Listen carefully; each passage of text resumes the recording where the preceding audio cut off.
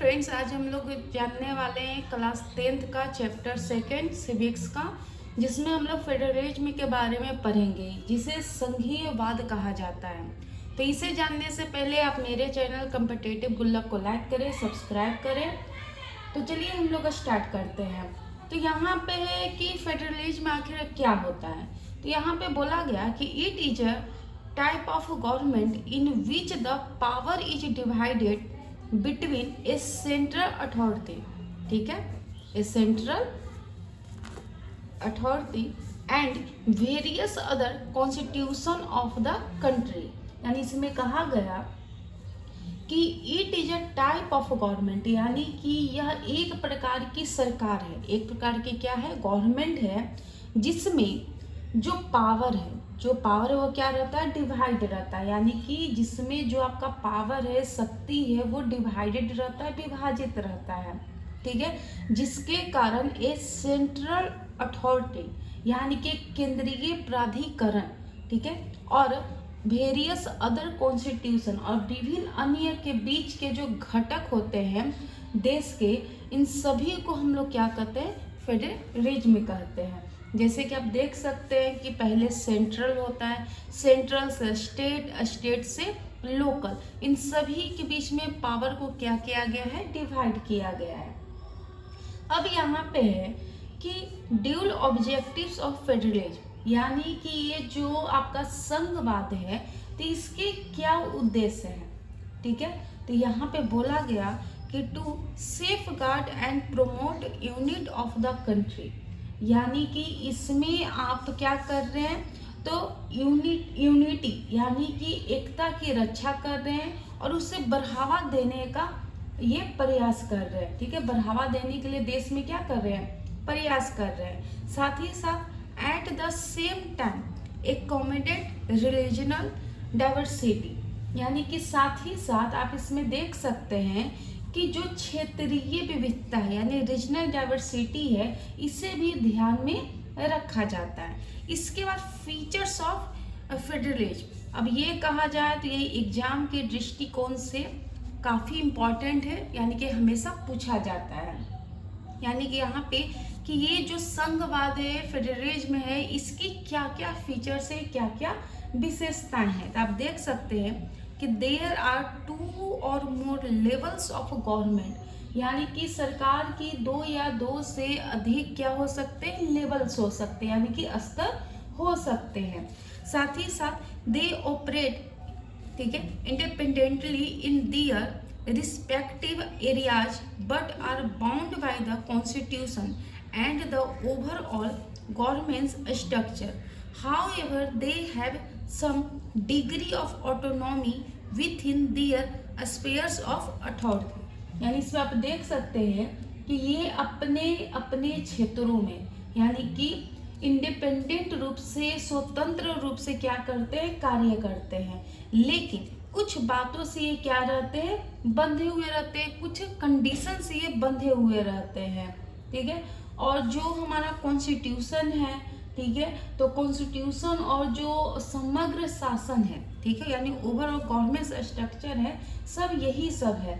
साथ ही साथ आप कह सकते हैं कि इनका जो कार्य क्षेत्र है, यानी कि इनका जो स्फीयर्स ऑफ अथॉरिटी है, यानी कि जो कार्य क्षेत्र के भीतर भी उन्हें कुछ हद तक क्या होता है, स्वायत्ता प्राप्त करने का अधिकार होता है। स्वायत्ता प्राप्त करने का मतलब होता है कि उनके पास भी कुछ अपने अपने पावर देखने को मिलते हैं, ठीक है। इसके साथ ही आप देख सकते हैं कि ये जो फेडरलिज्म है, इसके और भी कई फीचर्स देखने को मिलते हैं, जैसे कि the constitution serves as the supreme law of the land and both the central and regional governments must operate within the boundaries set by the constitution.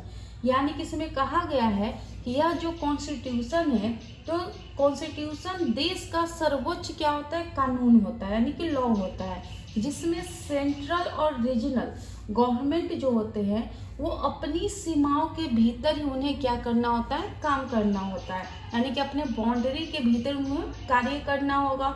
और ये सभी क्या है, सेट बाय द कॉन्स्टिट्यूशन, यानी कि संविधान के द्वारा यह निर्धारित किया जाता है। साथ ही साथ आप यह भी देख सकते हैं कि while each level of government operates independently in its sphere, there is often a degree of interdependence of cooperation between them. They may share responsibilities in certain policy areas or ठीक है collaborate on issue of national importance। यानी कि आप यहाँ पे ये भी देख सकते हैं कि यदि सरकार का प्रत्येक लेवल अपने अपने बाउंड्रीज में इंडिपेंडेंट रूप से कार्य करता है, ठीक है, तो एक हद तक यहाँ पे उनमें निर्भरता देखने को मिलती है। निर्भरता कहने का मतलब कि इंडिपेंडेंट है, ठीक है। साथ ही साथ सहयोग भी देखने को मिलता है और वो कुछ पॉलिसी के कारण अपनी जो उनकी रिस्पॉन्सिबिलिटीज है उनको शेयर कर सकते हैं, ठीक है। और जो नेशनल यानी कि जो नेशनल इम्पोर्टेंट जो भी इशू है उन मुद्दों पर भी वो क्या करते हैं, एक दूसरे को सहयोग देने का काम करते हैं। साथ ही साथ आप ये भी देख सकते हैं कि federal system often incorporate checks and balance to prevent the abuse of power by any one level of government। यानी कि जो हमारा फेडरलिज्म सिस्टम है यानी कि संघीय प्रणाली है, इसमें अक्सर आप उल्लंघन को रोकने के लिए इस पे आप क्या करते हैं, नियंत्रण करते हैं और संतुलन के उपाय शामिल इसमें होते हैं। यानी कि चेक्स एंड बैलेंस ये सब करते हैं और किसी भी लेवल पे आप पावर का, ठीक है, आप दुरुपयोग नहीं कर सकते। यानी कि एब्यूज ऑफ पावर यानी कि किसी भी लिमिट में आप पावर का दुरुपयोग सरकार ये सब नहीं कर सकता है।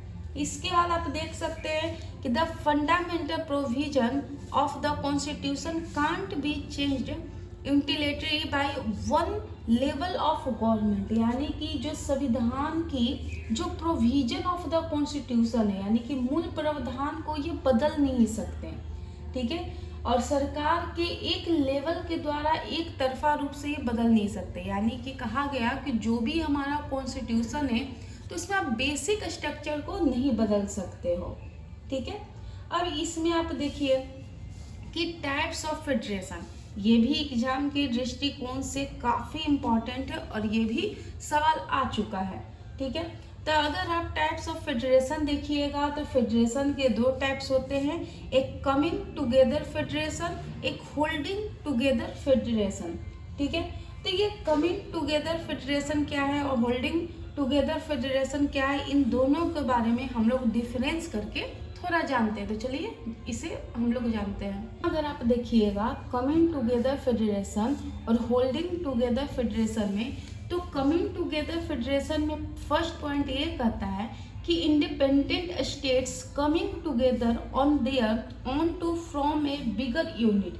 यानी कि जो भी इंडिपेंडेंट स्टेट हैं, ठीक है, तो अपने दम पर एक साथ आ रहे हैं, एक बड़ी इकाई बना रहे हैं। यानी कि जो भी इंडिपेंडेंट स्टेट है वो अपने दम पे क्या कर रहे हैं, एक साथ आ रहे हैं और एक कंट्री बनाने का काम कर रहे हैं। जबकि होल्डिंग में देखिएगा तो large country decided to divide its power between central government and the constitution states. लेकिन अगर होल्डिंग में देखें तो एक विशाल देश ने यानी कि एक लार्ज कंट्री ने अपने पावर को सेंट्रल गवर्नमेंट के बीच विभाजित करने का क्या किया है, निर्णय किया है। यानी कि सेंट्रल गवर्नमेंट के बीच में उन्होंने अपने पावर को शेयर किया है, ठीक है, और इसके घटक बन गए हैं, ठीक है। अगर हम लोग फिर से कमिंग टुगेदर फेडरेशन का बात करें तो states have equal power and equally strong. यानी कि जो स्टेट हैं उनके पास इक्वल पावर है और वो इक्वल रूप से क्या रहेंगे, स्ट्रॉन्ग भी रहेंगे। जबकि होल्डिंग में देखा जाए कि फैसाइज unity of the whole nation. यानी कि यह पूरे नेशन की एकता पे ये जोर देने का काम करता है, किस पे, यूनिटी पे, जबकि ऐसा यहाँ पे कुछ नहीं था। अगर यहाँ पे कमिंग टुगेदर में देखें तो फैसाइज preservation of the distinct identities and cultures, ठीक है। तो यहाँ पे आप देख सकते हैं कि यह जो स्पेसिफिक जो उनकी आइडेंटिटी या उनकी कल्चर है उनके संरक्षण पे ये क्या करता है, जोर देता है, यानी डिस्क्रिमिनेट करता है। जबकि अगर हम लोग होल्डिंग में बात करें तो constitution units have unequal power, some units are granted special powers. ठीक है, यानी कि इसमें जितनी भी घटक हैं, ठीक है, तो उन सभी की जो पावर है वो अनइक्वल है, इसीलिए इन सभी को कुछ स्पेशल पावर दिए जाते हैं, जबकि यहाँ पे ऐसा कुछ नहीं है। अगर कमिंग टुगेदर फेडरेशन के कुछ एग्जाम्पल के बारे में बात करें तो अमेरिका हो गया, यानी कि यूएसए, स्विट्जरलैंड हो गए और ऑस्ट्रेलिया हो गए। जबकि होल्डिंग में आपके भारत आ जाते हैं, यानी कि इंडिया, स्पेन और बेल्जियम। ठीक है, इसके बाद हम लोग कल के लेक्चर में जानेंगे कि जो हमारा इंडिया है तो वो भी एक फेडरेशन के रूप में काम करता है। तो इंडिया कैसे फेडरेशन के रूप में काम करता है इसके बारे में हम लोग जानेंगे। तो अगर आपको कहीं भी कोई डाउट होता है तो प्लीज़ आप कमेंट करें।